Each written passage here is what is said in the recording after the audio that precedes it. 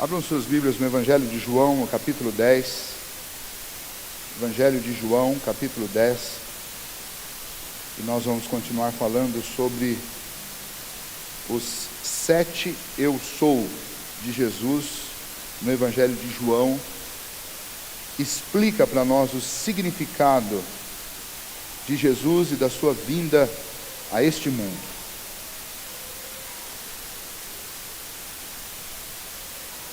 Evangelho de João, capítulo 10, do versículo 1 até o versículo 10. Eu farei leitura, apenas acompanhem em suas Bíblias. Em verdade vos digo, o que não entra pela porta do aprisco das ovelhas, mas sobe por outra parte, esse é ladrão e salteador. Aquele, porém, que entra pela porta, esse é o pastor das ovelhas. Para este o porteiro abre, as ovelhas ouvem a sua voz, ele chama pelo nome as suas próprias ovelhas e as conduz para fora. Depois de fazer sair todas as que lhe pertencem, vai adiante delas, e elas o seguem, porque lhe conhecem a voz. Mas de modo nenhum seguirão o estranho, antes fugirão dele, porque não conhecem a voz dos estranhos. Jesus lhes propôs esta parábola, mas eles não compreenderam o sentido daquilo que lhes falava. Jesus, pois, lhes afirmou de novo: em verdade vos digo, eu sou a porta das ovelhas. Todos quantos vieram antes de mim são ladrões e salteadores, mas as ovelhas não lhes deram ouvido. Eu sou a porta. Se alguém entrar por mim, será salvo. Entrará e sairá, e achará pastagem. O ladrão vem somente para roubar, matar e destruir. Eu vim para que tenham vida, e a tenham em abundância. Vamos orar mais uma vez. Ó Deus bendito, obrigado pela Tua palavra, e obrigado por essas declarações preciosas do Teu Filho Jesus, relatadas a nós pelo Teu servo João, para que entendêssemos, ó Deus, o significado da vinda de Cristo a este mundo, o significado do Natal, o significado, ó Deus, da presença de Jesus na plenitude dos tempos, do seu sacrifício, da sua mensagem, das boas novas de salvação. Obrigado, ó Deus, por estas palavras, e suplicamos agora, ó Deus, que diferente daqueles que ouviram estas palavras da boca de Jesus e não entenderam, que nós possamos nesta noite refletir nestas palavras e que nós possamos entender o sentido delas e aproveitá-lo em nossa vida. É a nossa oração em nome de Jesus. Amém.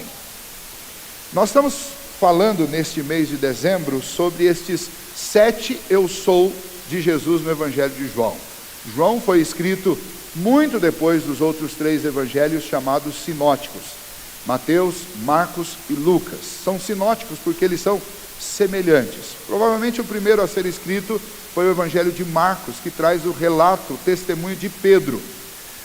Depois, provavelmente, o Evangelho de Mateus e, em terceiro lugar, o Evangelho de Lucas. Cada um desses evangelistas tinha um público em mente. O evangelista Mateus escreveu para os judeus, para os seus patrícios. Então, ele constantemente, em todo o Evangelho, ele mostra que Jesus é o cumprimento das profecias do Antigo Testamento. Ele, inclusive, cita estas profecias constantemente em cada um dos capítulos do Evangelho de Mateus. A intenção é convencer os seus patrícios de que, embora eles não reconheceram Cristo quando ele veio, ainda havia tempo para que eles reconhecessem que ele é o Filho de Deus, ele é aquele que veio para salvar. Depois, o evangelista Marcos, ele escreveu para os romanos. E como os romanos, a grande maioria daqueles que viviam na Palestina eram soldados, eram militares, ativistas, trabalhadores, servos, ele mostra Jesus como um servo, como aquele que veio cumprir uma missão do Pai, e a sua missão era servir. Ele não veio para ser servido, ele não veio para sentar num trono aqui na terra, mas ele veio para servir, cumprir uma missão, pagar o preço. E então os romanos podiam entender melhor nesta linguagem de Marcos. Lucas escreveu para gregos. Gregos tinham culto à sabedoria, culto à inteligência, buscavam um caminho para o homem perfeito. E então o evangelista Lucas, ele apresenta Jesus como o homem perfeito. E ele vai mostrar em todo o seu livro, em todo o evangelho, as perfeições de Jesus, mostrando que ele é verdadeiramente o Filho do homem, aquele que realmente tem em si todo o poder, toda a sabedoria, ele tem todos os atributos de Deus, ele é perfeito e ele é capaz de aperfeiçoar todos aqueles que crerem nele. Mas João viveu no mesmo período deles, mas viveu uma realidade diferente no primeiro século, quando ele escreve este evangelho. A realidade que João experimenta no final do primeiro século, por volta do ano 90 até o ano 93, é uma realidade onde as igrejas estão desanimadas, estão cansadas. Muitos estavam abandonando o evangelho, por causa das constantes aflições que eles passavam, pela perseguição que eles sofriam por parte dos judeus que não tinham se convertido ao cristianismo, por parte dos romanos que os perseguiam dentro do império, por parte dos próprios familiares que não concordavam com a fé em Cristo Jesus. E então esses cristãos do primeiro século, eles tinham que viver escondidos, eles faziam suas reuniões de forma secreta, e a vida para eles era extremamente difícil, muito mais difícil do que ser cristão hoje, foi ser cristão no primeiro século. Não poucos iam parar nas arenas romanas, lá na Palestina, e eram torturados até a morte por causa da sua fé. Nesse ambiente onde muitos estavam sendo tentados a abandonar a fé, João escreve para animá-los e para relembrar o evangelho. Mas ele não faz como os outros evangelistas, ele não quer simplesmente recontar aquilo que já tinha sido contado, mas ele quer enfatizar o significado do evangelho, o significado da vinda de Jesus a este mundo. Então ele dá um enfoque principal às declarações que Jesus diz a respeito de si mesmo. E por isso, desde o capítulo 1, você vai encontrar João trazendo à nossa memória as frases que Jesus disse a respeito de si mesmo. E especialmente essas 7 frases, elas são importantes porque Jesus usa a mesma expressão que o próprio Deus usou quando Moisés, lá no Monte Sinai, ouviu uma voz e não sabia quem falava com ele, e ele perguntou: quem é que fala comigo? E o próprio Deus diz: o eu sou fala com você. E então Jesus pega esta afirmação que era conhecida e causava espanto no coração de cada judeu e de cada pessoa que conhecia o Antigo Testamento. Ele pega essa declaração para enfatizar que ele é Deus, e ao mesmo tempo para esticar um pouco essa frase e dar algum atributo de como ele estava se manifestando entre os homens. Então nós estudamos na semana passada que ele disse: eu sou a luz dos homens. Aliás, hoje cedo, nós falamos sobre isso. Eu sou a luz. Na semana passada nós estudamos Jesus se declarando como o pão da vida, capítulo 6 e 7. E hoje, capítulo 9, Jesus dizendo: eu sou a luz, capítulo 9 e capítulo 8. E agora nós chegamos no capítulo 10, onde Jesus se declara como sendo a porta das ovelhas. E aí a gente se pergunta: por que é importante reconhecer que o grande Deus, o grande eu sou, se declara como sendo a porta? Bom, para entender o que Jesus está dizendo, a gente precisa entender essas duas parábolas que Jesus cita no texto aqui no começo. Para entender o contexto, se você voltar no final do capítulo 9, lembra que hoje pela manhã eu disse a vocês que começou uma grande discussão em torno de Jesus, porque quando Jesus começou a fazer essas declarações a respeito de si mesmo, os judeus começaram a discutir com Jesus, especialmente os estudiosos, citando uma questão da lei, que está lá em Levítico, está no livro de Êxodo também, que afirma que quando um profeta, quando uma pessoa dá testemunho de si mesmo, esse testemunho não tem valor, porque quando uma pessoa fala de si mesma, ela pode estar mentindo, e pode estar aumentando os seus atributos, suas qualidades, e não há como provar o contrário. Portanto, era necessário que, além do seu testemunho, você tivesse mais 2 testemunhas. E aí Jesus começa a dizer: mas eu tenho 2 testemunhas. Vocês, quando ouvem a mim, vocês também ouvem o Pai. Vocês têm o testemunho do Filho de Deus e vocês têm o testemunho do próprio Deus Pai. E eles começaram: mas cadê Deus? Onde está seu Pai que está falando? E aí Jesus diz: quando vocês olham para mim, quem vê a mim vê o Pai. E aí a ira deles foi só aumentando, e a dissensão foi aumentando. E eles queriam, na realidade, prender Jesus, e só não prenderam porque o próprio Jesus disse: vocês não vão prender porque não chegou minha hora.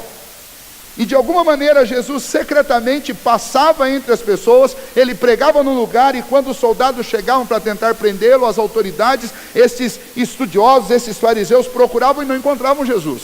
E apenas eles continuavam e delongavam aquela discussão, mas eles não tinham oportunidade para prendê-lo, tanto é que não o fazem, nem no capítulo 10 e nem no capítulo 11, mas a discussão continua.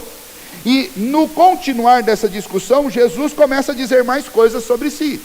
E no capítulo 10, então, ele reúne mais um grupo de pessoas e ele continua a falar sobre si. E aí ele vai, inclusive, criticar estes falsos religiosos, esses fariseus que o perseguiam, dizendo que, na realidade, eles não eram pastores, eles eram falsos pastores. E essa é a primeira parábola que Jesus conta no capítulo 11, no capítulo 10. E a parábola consistia no seguinte: Jesus estava demonstrando uma imagem da vida e da sociedade rural, uma imagem muito comum. Jesus estava falando e fazendo-os pensar num curral, ou num aprisco, como o termo aqui é usado.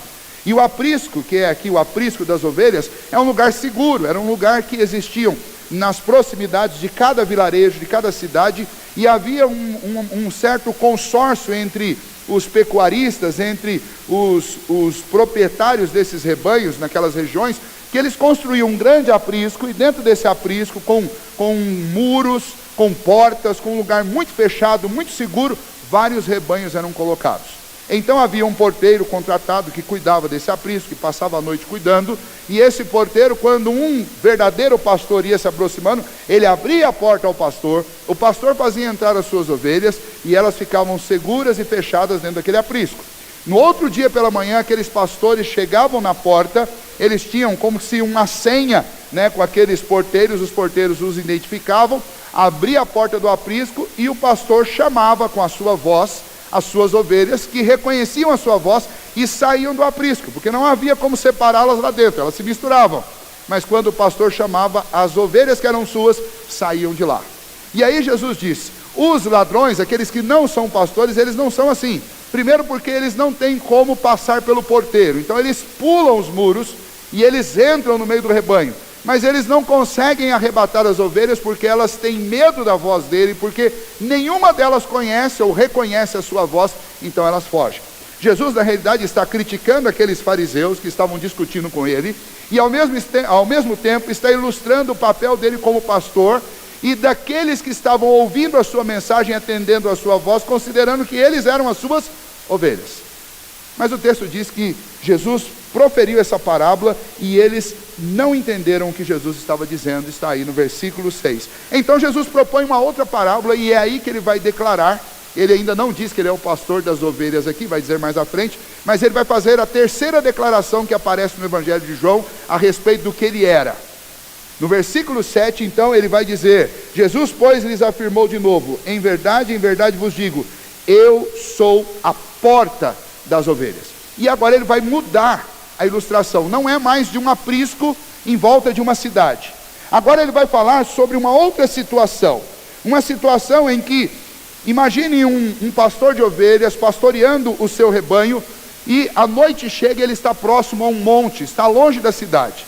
Existia também naquela cultura muitos apriscos improvisados, feitos com um acúmulo de pedras, fazia-se um círculo, um quadrado com muitas pedras, e não havia porta naquele lugar, nem porteiro, apenas um lugar fechado. Então, para proteger as suas ovelhas, os pastores traziam seus rebanhos à noite, colocavam para dentro daquele aprisco improvisado, e o pastor das ovelhas, ele mesmo se deitava à porta, ou pela brecha por onde as ovelhas tinham entrado. E ele não apenas fazia o papel de pastor, mas ele também fazia o papel de porta.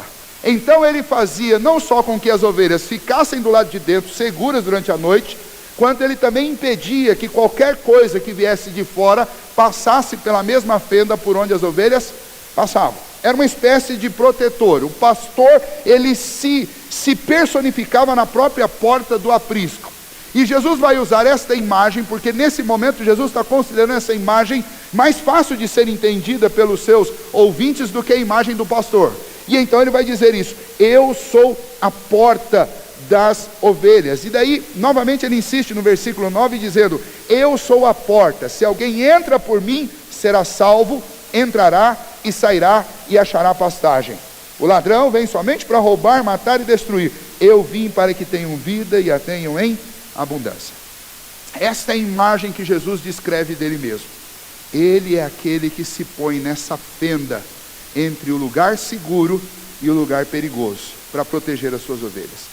Ele é aquele que se coloca na fenda entre o lugar onde não há alimento e o lugar onde há pastagem, e ele conduz as suas ovelhas a este lugar. É aquele que se coloca entre a saída e a entrada, é aquele que permite entrar e é aquele que permite sair para um lugar bom.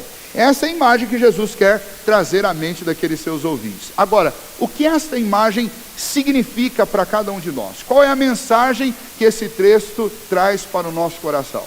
É interessante, se você pensar nessa palavra porta, existem muitas citações dessa palavra na Bíblia com os mais diversos motivos. Há pelo menos 407 vezes a palavra porta é usada em toda a Bíblia, para muitas ocasiões e muitas situações distintas. Mas tem algumas que são extremamente interessantes e curiosas para nós.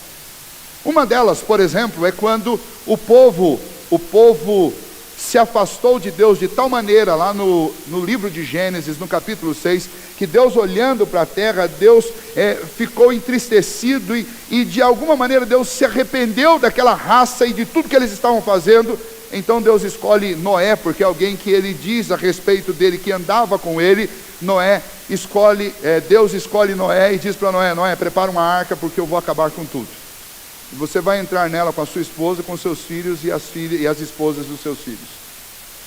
E depois vai entrar também um casal ou 7 casais, dependendo da espécie, de cada um dos animais que existem. E tudo que ficar do lado de fora vai ser morto. E é interessante que Noé construiu essa arca e foi falando a respeito dela, e provavelmente ele pregou durante aqueles 100 anos da construção que as pessoas deveriam se arrepender e deveriam vir e entrar naquela arca com ele, porque senão elas iriam morrer. E as pessoas não deram ouvido, provavelmente fizeram chacota com Noé, que absurdo, até então não havia chovido na terra, desde a criação, e a terra já estava cheia de gente. Alguns arqueólogos, alguns estudiosos dizem que nos dias de Noé, a terra estava tão populosa como ela está hoje. Se estava como hoje, eram 7 bilhões de pessoas, e Deus decidiu salvar 8 pessoas. Já parou para pensar nisso? E quando o dia em que ninguém esperava que fosse chover, quando nesse dia começou a cair água, as pessoas ainda assustadas e atônitas com aquilo, não correram para a arca. Mas quando essa água se acumulou e a água começou a encher a terra, as pessoas foram na arca.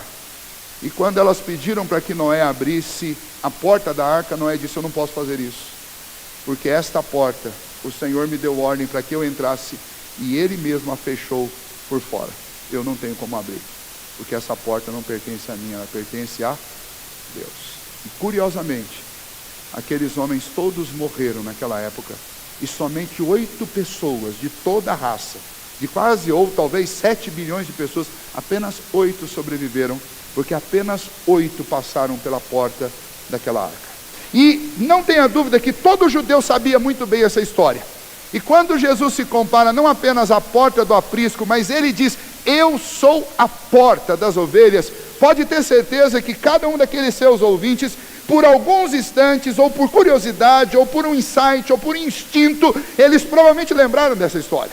É difícil imaginar que um judeu não lembrasse dessa história, porque essa história da porta fechada por fora pelo próprio Deus, é algo que estava na mente das pessoas. Porque foi assim que Deus salvou Noé, e foi assim que Deus condenou uma raça inteira, através de uma porta fechada. E agora Jesus se dirige àquele povo e diz, eu sou a porta. E diferente daquela porta fechada por fora, por Noé, que separou apenas 8 pessoas, agora Jesus vem e se dirige à raça humana, se dirige ao povo, e diz aquilo que nós lemos no início do culto, vinde a mim todos vós que estáis cansados e sobrecarregados, porque eu vos aliviarei. Essa porta, diferente daquela porta da arca de Noé, é uma porta que permanece aberta. É uma porta que o próprio Deus abriu para aqueles que precisam de salvação, que precisam de socorro, que precisam de refúgio, que precisam de restauração. Foi Cristo que abriu esta porta. E Ele mesmo se personifica como sendo esta porta para os homens. Às vezes a gente, no meio dos nossos problemas, das nossas dificuldades, a gente usa a seguinte expressão, as portas estão fechadas para mim. Já usou essa palavra pelo menos alguma vez na vida, essa frase? Parece que todas as portas estão fechadas. E nós usamos a palavra porta como sinônimo das circunstâncias difíceis da vida, ou como sinônimo das circunstâncias fáceis. Quando uma coisa maravilhosa acontece diante de nós, a gente diz assim, olha, abriu-se uma porta para mim. Abriu-se uma janela de oportunidade, às vezes a gente usa esse termo também. E facilmente a gente encaixa essa palavra e essa imagem dentro da nossa vida. Mas a grande porta que se abriu de Deus para todos os homens, em todas as épocas, essa grande porta se chama Jesus. O Natal significa isso, significa que Deus abriu uma janela para o céu, Deus abriu uma porta para o céu, e essa porta é Cristo. Deus abriu para os homens um caminho, e esse caminho é Cristo. Ele mesmo diz, o evangelista João vai citar, eu estou aqui adiantando, mas no evangelho de João, no capítulo 14, Jesus diz: eu sou o caminho, a verdade e a vida, e ninguém vem ao Pai se não for por mim. A maneira como essa expressão está sendo usada no capítulo 14 é exatamente a mesma maneira como ela está sendo usada aqui no capítulo 10. O Senhor Jesus está dizendo: só existe um acesso para Deus, e esse acesso sou eu. É um acesso para um lugar seguro, como as ovelhas acessavam o aprisco pela porta. Mas é também o acesso do lugar seguro para o lugar onde há alimento. A ideia de achar pastagem é a ideia de encontrar aquilo que realmente pode suprir as necessidades do meu coração. O homem, desde que ele abandonou ao Senhor lá no Éden, o homem vive um imenso vazio no seu coração.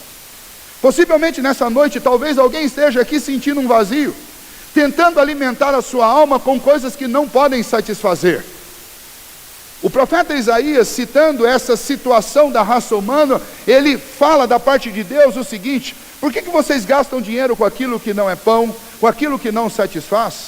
Vinde a mim e a vossa alma viverá.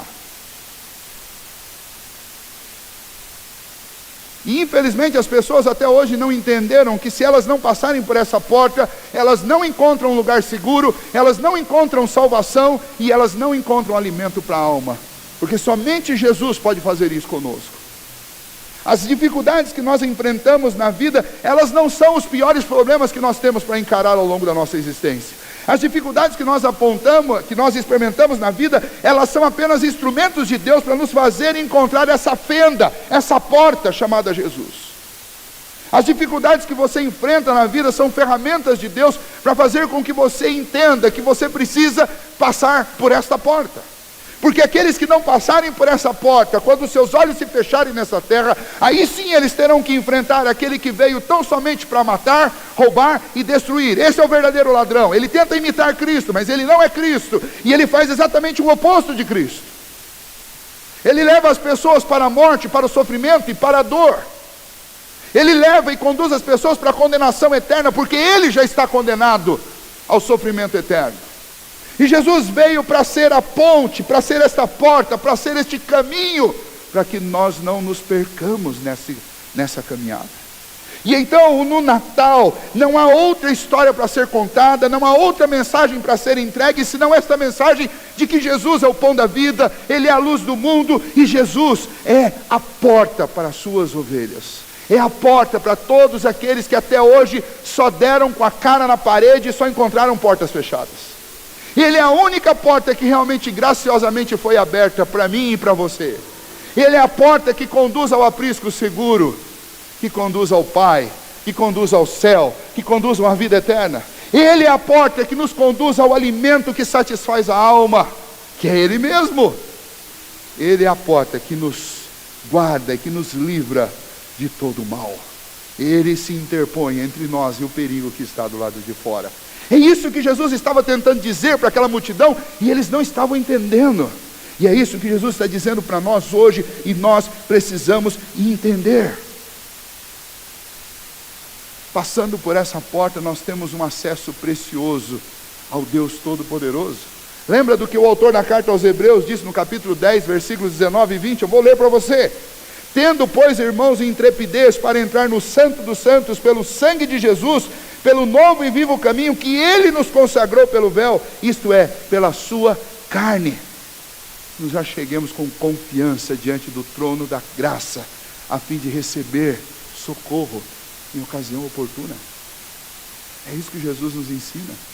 É isso que o autor da carta aos Hebreus nos ensina, que por meio de Cristo Jesus nós temos ousadia, intrepidez, nós temos condições de chegar diante do trono da graça. De outra maneira, se não for lavado pelo sangue de Cristo, se não for através da porta que é Cristo, nós não podemos encarar a presença de Deus. Nós seremos fulminados por causa dos nossos erros e dos nossos pecados.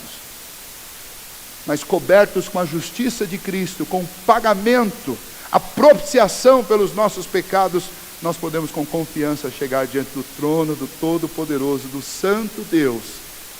E nós poderemos resistir, porque Cristo e a sua justiça são a nossa garantia. Você precisa passar por essa porta. Esse Natal, muito mais do que os presentes que talvez você ganhe no final do ano, ou que você dê, você precisa considerar que o grande presente enviado do céu para os homens foi a porta que Deus nos enviou, Jesus Cristo. Esta mensagem é simples, curta e objetiva. Jesus diz: eu sou a porta. Quem entra por essa porta acha descanso para a sua alma. Quem entra por essa porta será salvo, é o que diz o versículo 9. Quem entra por essa porta entrará e sairá, desfrutará da liberdade dos filhos de Deus e achará alimento para o seu coração.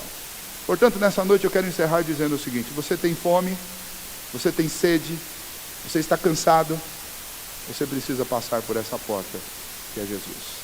Você está inseguro, você precisa passar por essa porta que é Jesus. Ele te leva para um lugar seguro. Você tem medo, você precisa desta porta que é Jesus, porque Ele te guarda, Ele te protege de tudo que causa medo ao seu coração. Nesse Natal, você não tem as coisas que você gostaria de ter para satisfazer o seu coração e a sua alma. Deixa eu dizer, você precisa passar pela porta que é Jesus, porque Ele te conduz às pastagens verdejantes, como diz o Salmo 23. Ele traz refrigério para a nossa alma. Ele é o verdadeiro pastor das ovelhas, mas antes de ser o pastor delas, Ele é a própria porta para que você se torne uma ovelha do Senhor. Você pode hoje, nesta noite, você pode passar por essa porta, porque ela está aberta para todo aquele que nele crer. Esta é a mensagem do Evangelho, e esta é precisamente a mensagem do Natal. É esta mensagem que você que é cristão, que já passou por essa porta, precisa levar para os seus amigos. Às vezes a gente escreve aquelas frases que já estão batidas e cansadas na época do Natal, e você está sempre falando a mesma coisa. Experimente dizer isso para as pessoas. Você sabe o que significa Jesus, o que significa o Natal, o que significa o nascimento? O nascimento de Jesus, a vinda dele a esse mundo, significa que nós estávamos aqui famintos, e ele veio e disse: eu sou o pão da vida, eu vou saciar a alma de vocês. Nós estávamos aqui em trevas, e ele chega e diz: eu sou a luz, e eu tiro vocês das trevas, e quem anda por mim, nunca mais andará em trevas. Jesus chega para nós que estávamos perdidos e inseguros nesse mundo, e diz: eu sou a porta para o aprisco, eu sou a porta para o lugar seguro. A arca de Noé só permitiu 8 pessoas passarem por ela, mas eu sou a porta, e permito que todo aquele que crer em mim faça parte do rebanho do Senhor e se torne uma ovelha do Senhor. Lembra como nós lemos no início deste culto o Salmo 100? O Salmo 100 diz: entrai por suas portas com ações de graças. Um dia, eu e você, que cremos em Cristo Jesus, poderemos passar pelos portais eternos e entraremos pelas portas da igreja celestial, da reunião do povo de Deus, com ações de graças nas mãos, porque Cristo se tornou a porta e abriu um caminho para que nós pudéssemos um dia entrarmos na congregação dos santos nos céus. João e todos esses do passado já estão lá e aguardam pela chegada e pela manifestação dos filhos de Deus. Eu quero passar por essa porta, e se você também quer, aproveite este Natal e renda a sua vida a Cristo Jesus. Passe por essa porta, pela porta das ovelhas, e desfrute da vida eterna com o nosso Senhor Jesus, a porta para as ovelhas. Vamos ficar em pé, e eu quero orar com vocês e agradecer juntos a Deus por Ele ser para nós isso. É isso que João ensinou, é isso que significa o Natal, é isso que nós devemos compartilhar com todas as pessoas. Jesus é a porta, e todos precisam passar por ela para serem salvos. Ó Deus bondoso, muito obrigado por este privilégio que nós temos de conhecer-te, ó Deus, como João conheceu. E João, ó Deus, nos apresenta Jesus assim. E embora muitas pessoas, como já foi dito nessa noite, naquela época presenciaram, tocaram, se alimentaram daquilo que Cristo fez, infelizmente muitos nem sequer entenderam o que Jesus estava dizendo. Nós te louvamos, ó Deus, porque o teu Espírito nos ilumina e nos faz aprender o que Jesus disse. João nos mostra o significado de tudo que Jesus fez e de tudo que Ele é. E isso traz para o nosso coração, ó Deus, esperança. Isso traz alívio. Portanto, ó Deus, se nesse Natal alguém está entre nós aqui triste, cansado, sem esperança, porque está faltando tanta coisa na vida, porque está enfrentando tanta dificuldade, porque existe dor, porque existe insegurança, ó Deus, que esta mensagem de que o Senhor Jesus é a porta que nós precisamos, que esta mensagem toque cada coração aqui, e que nós saiamos daqui meditando e refletindo sobre isso. Nós buscamos portas abertas, ó Deus, para a nossa vida, para os nossos negócios, para os nossos relacionamentos, mas a grande porta aberta que nós realmente precisamos se chama Jesus, é o Teu Filho que morreu por nós. Que nós possamos aproveitar esta oportunidade, esta porta que o Senhor abriu para nós. Que nós possamos entrar pelo aprisco do Senhor. Possamos viver como ovelhas do Senhor, seguros, alimentados, fartados e cheios de esperança. Porque, ó Deus, sabemos que o nosso pastor, que é também a porta para a nossa vida, Ele nos conduzirá em segurança às pastagens verdejantes. E Ele, por fim, nos fará viver na casa do Pai, para todo sempre, gozando de misericórdia, graça, bondade e de toda a benignidade do Senhor. Ó Deus, que ninguém aqui nesta noite saia daqui sem aproveitar esta oportunidade. Por isso, ouve agora a oração de cada um de nós, a nossa declaração de rendição ao Senhor, e abençoe-nos, Deus, para que nós possamos viver sempre no aprisco do Senhor, como ovelhas de Jesus. Que este Natal seja um Natal em que nós passamos pela porta que é Jesus. Essa é a nossa oração e o nosso clamor a Ti, ó Deus, em nome do Teu Filho Jesus, o nosso Salvador, a porta do aprisco, a porta das ovelhas do Senhor. Agradecemos a Ti por isso, no nome do Teu Filho. Amém.